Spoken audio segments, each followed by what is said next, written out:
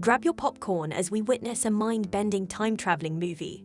The movie starts with Seo-Yeon walking on a path with her luggage. She is picked up by Jong-seo, a local strawberry farmer who has been living in that town for a while. She lost her phone on the train, so she asks Jong-seo if she can use his phone to call hers.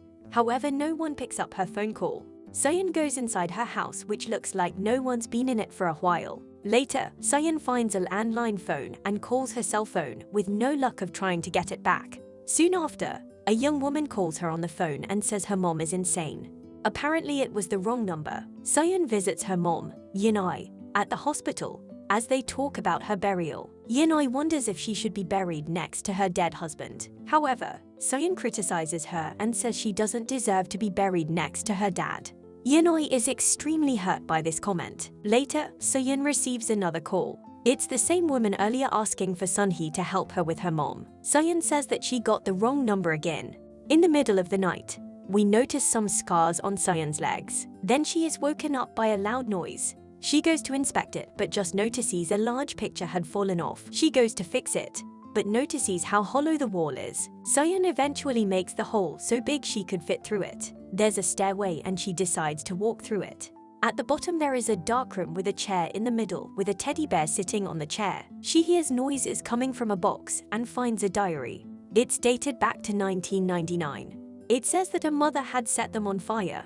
There's many pictures of the woman who owns the diary. She then goes to Jong-seo to show the picture and asks who the woman is. He says it's Young-sook, the previous owner of the house. Seo-Yeon tries to get more information out of him, but Jong-seo gets distracted by his dog Strawberry. Then back at home, she gets a call from the woman again asking for help because her mom is trying to set her on fire. We're shown a woman being dragged away and her mother trying to set her on fire. Seo-Yeon is really confused about everything, so she decides to go to the hole. She sees that the stairs are magically on fire. Seo-Yeon then calls the mysterious woman on the phone and finds out that she is talking to Young-sook from the past. Seo-Yeon reads a passage from the diary and it turns out that they are living in the same house but just different time periods. Young-sook doesn't believe her, so Seo-Yeon proves it by telling her that a plane crash will happen that very night. We're shown Young-sook, the woman from the phone. Her mother threatens her to eat, otherwise she'll be sent to the mental institution again. She furiously eats her food, but then her mother pulls her hair. Suddenly, the news reports on a plane crash, the same crash that Seo-Yeon had predicted. Later, Young-sook decides to call Seo-Yeon again. They talk about all the technological advancements the future has in store. Young-sook is amazed about the smartphone invention. Young-sook is at first curious if she's still alive in the future, but then decides she doesn't want to know. Young-sook tells Seo-Yeon that her real mom is dead and this adopted mom just locks her up, preventing her from seeing anyone. Seo-Yeon admits that she lost her dad when she was young. Her mother forgot to turn off the gas stove and it killed her dad. Young-sook ends up hanging up the phone because her mom is coming. Later, Young-sook's mom removes a bunch of feng shui stuff around the house to get ready for their open house to sell the home. In the past, we see the first time Seo-Yeon saw the house with her mom and dad. The realtor tells them that the house has good feng shui. Young-sook's mom is there and she shows them Young-sook's room. Seo-Yeon meets Young-sook for the first time. Young-sook is very curious about Seo-Yeon since she had already conversed with the future Seo-Yeon. Later, Young-sook calls Seo-Yeon. Young-sook holds the phone over the realtor and Seo-Yeon's dad. Seo-Yeon is very emotional just hearing her dad's voice from the past. Young-sook then realizes they can try to bring her dead dad back to life by changing the past. When Young-sook's mother leaves her house, Young-sook escapes to reach Seo-Yeon's old house to warn them about the fire. It's the same day her dad died. Shin-Hye leaves her home, totally forgetting about the boiling pot on the stove. Seo-Yeon is at home with her father. This is where Mr. Kim is supposed to die. Luckily, Young-sook is there to save them. The older Seo-Yeon starts hearing her lost cell phone and it magically appears in her pocket. She then notices her burn marks disappearing, signaling that the fire never happened. However, everything around her is collapsing and burning as she's teleported to the new future that was just created. Seo-Yeon finds herself in a very beautiful home, but it's the same house, just more decked out and taken care of. There's even a beautiful greenhouse where her mother is healthy and not sick. She's then shocked to see that her dad is alive in this timeline. Her dad is confused at Seo-Yeon's emotional state as she hugs her dad. At dinner time, Seo-Yeon is trying to take everything in, still shocked that her dad is alive. Later, Seo-Yeon thanks Young-sook for bringing her dad back to life. Seo-Yeon plays music that haven't been released in Young-sook's time yet. While Seo-Yeon is enjoying her new life with her dad, Young-sook is left to live her miserable life alone. She starts to grow upset when Seo-Yeon doesn't answer her calls because she's too busy. One night, Young-sook begins to get creepy as she breathes aggressively. Then Young-sook's screams can be heard. It turns out Young-sook's mom has taken her and tied her to the chair and begins to perform some kind of exorcism. She hits Young-sook multiple times as she begins to convulse in pain. Her mom starts to speak in tongues. Then flashes of Young-sook cleaning up blood is shown. Later, Seo-Yeon decides to look for Young-sook on Facebook. She doesn't find anything until she Googles the house address. It turns out there's a news article about a shaman torturing and killing her stepdaughter. It says that the shaman was performing an exorcism and had killed her during the process. Subsequently, Young-sook's mom brings a chicken to Shin-Hye's store. The woman who runs the store has a cast on her leg. Young-sook eventually calls Seo-Yeon. Seo-Yeon warns her that she's going to die tonight based on the article she read. Then later, the stepmom is shown getting a knife and stabbing Young-sook's bed.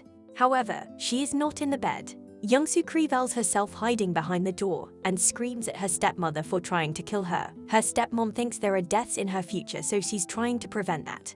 Young-sook laughs maniacally, then grabs a fire extinguisher and uses it on her stepmother. Young-sook is able to grab the knife and she threatens her stepmother.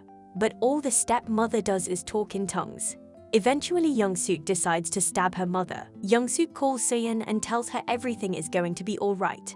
Her stepmom and her just had a misunderstanding. Young-sook feels like she's a new person today. She goes out and feels free for the first time in her life. Meanwhile, Sung-ho brings the Kims a bunch of strawberries. In the past, Sung-ho the strawberry man visits Young-sook. She invites him inside. Sung-ho goes to look in the fridge and there's a ton of black bags. One of the bags falls out of the fridge and he discovers the dead mother. Young-sook catches him and she's upset. She goes to grab something while Sung-ho looks over at the phone. Subsequently, Seo-Yeon is eating strawberries with Sung-ho and she accidentally stains her sweater. The phone rings, so Seo-Yeon goes to answer it, only to hear Sung-ho's cries for help. Suddenly, the stain on her sweater disappears, and when she goes downstairs, she finds that Sung-ho isn't there. Her parents don't even know Sung-ho the strawberry farmer. Seo-Yeon decides to run to the strawberry fields only to find it in ruins. She decides to go to the police station to ask about Sung-ho, but they show her that he died ages ago. A flashback is shown of the police going to Young-sook's house looking for Sung-ho. Young-sook lies about not knowing Sung-ho. One police officer notices the bale of strawberries, and so they question Young-sook some more. They catch her in a bunch of conflicting statements. Meanwhile, Seo-Yeon visits the owner of Shin-Hye's store. She shows the scar she got from Young-sook. Apparently, without Young-sook's mom, she'd be dead by now. Later, Seo-Yeon asks Young-sook if she killed her mom and Sung-ho. However, Young-sook denies everything. Seo-Yeon recites an article she found about how Young-sook being sentenced to life in prison. Young-sook wonders how the cops found out so she can prevent herself from being caught. Young-sook reminds her that she brought her dad back to life. However, Seo-Yeon just hangs up the phone on her. Young-sook has a psychotic breakdown as she pinches her mom's body bags. Meanwhile, the cops find out that Young-sook has borderline personality disorder and antisocial behavior.